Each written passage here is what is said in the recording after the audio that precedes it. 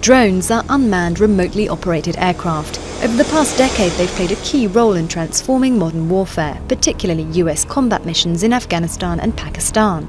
Israel also uses them in military operations. In terms of surveillance, drones can be operated 24/7, relaying real-time images of battles on the ground. But some have more specific missions, serving, for example, as a communications relay for troops or as a tool for intercepting enemy messages.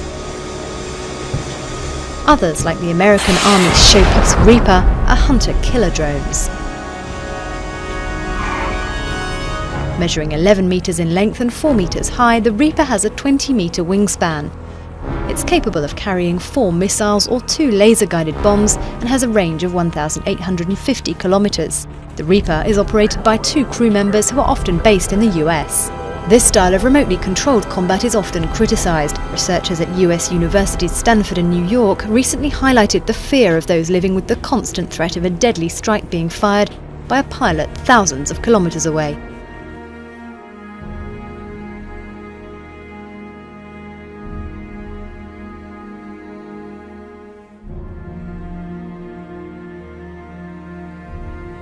I no longer love blue skies. I prefer gray skies.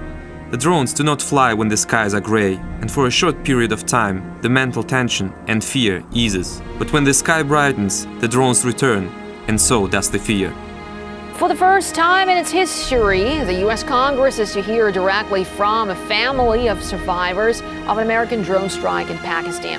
Main question is why their grandmother was blown to pieces while looking after her garden. RT's Ganit Shikan spoke to the family. Why do you think your grandmother was killed? I don't know. That's one of the reasons why we came here. I have no idea why my grandmother was killed.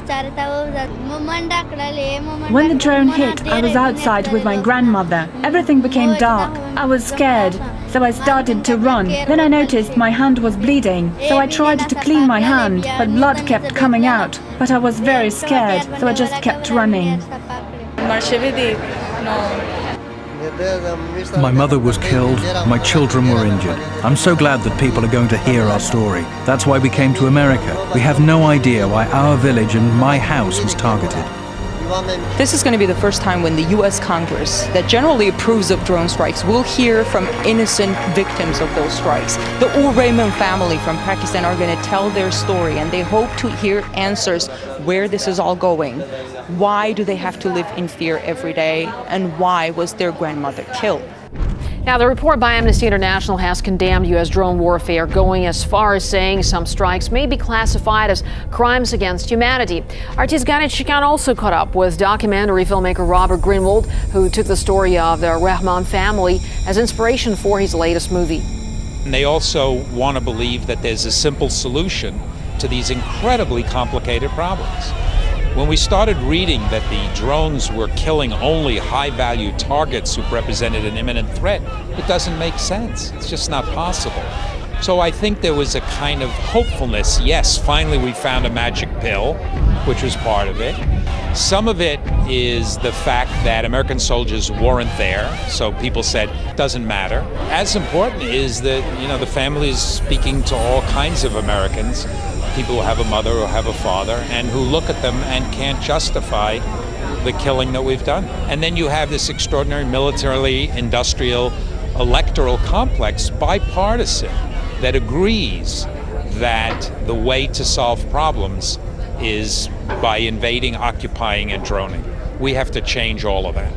The clothes they wear, if someone has long beard or someone's driving an SUV, and this is how they're being targeted, and at the same time they're not really in a position to leave the area. The purpose of this briefing was to put a human face to drone strikes. There's a sure chance that in Congress the tragedy of this family will fall on deaf ears, but there's hope that the public will take notice. Pakistan is the third largest recipient of military aid from the United States, and year after year receives approximately $1 billion in aid. You ask yourself, why are we doing this when there are alternative means that come nowhere close to doing this kind of harm to innocents and inflaming a foreign public opinion?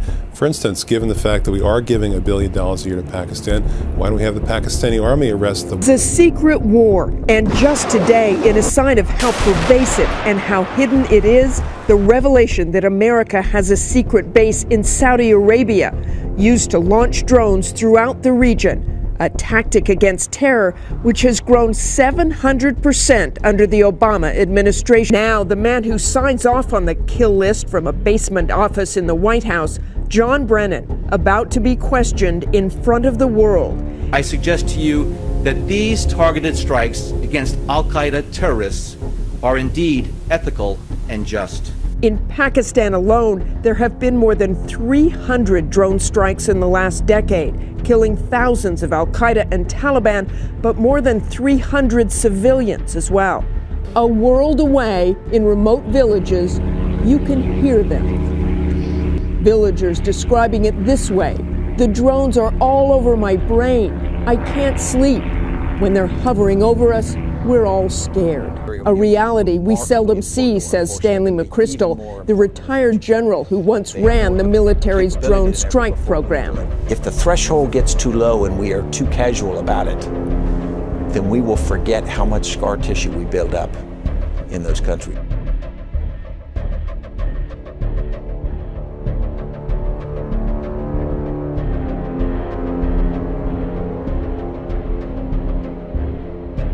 Whatever the benefit of the drone strikes, they have created enormous resentment among some here in the region who view the strikes as another sign of American arrogance. Everywhere I travel, from Yemen... I think Americans, they have no right.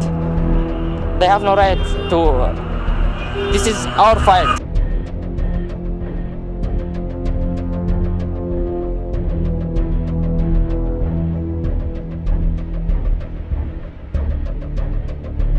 You can keep saying, yes, you're hitting the top leadership, but the byproduct of this is anger among people, the innocent people who are getting killed.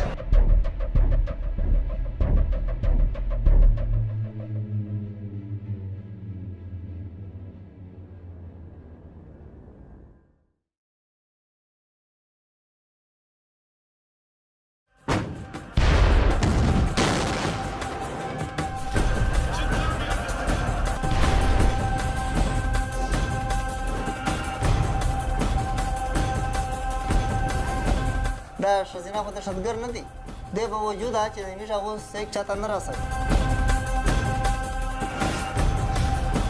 175 children had already been murdered by US drone strikes in Pakistan. One of the things we heard from several people is that they didn't know what America was before drones. And now what they know of America is drones and terror. 6 seconds before missile impact, something runs around the building. I believe there was a child killed.